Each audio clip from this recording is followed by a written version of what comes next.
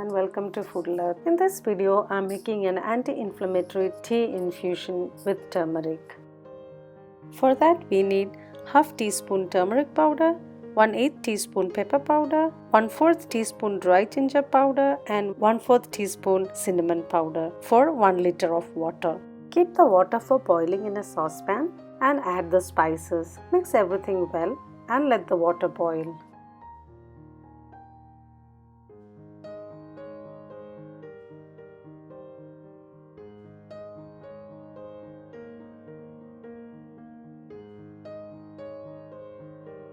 Once the water starts boiling, switch off the stove and close the pan and keep it aside for 5 to 10 minutes.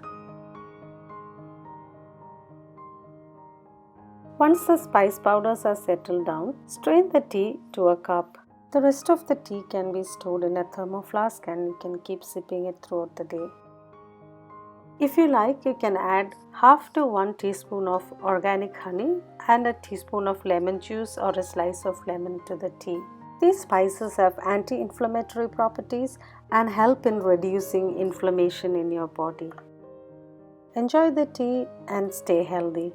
Thank you for watching and please subscribe to the channel.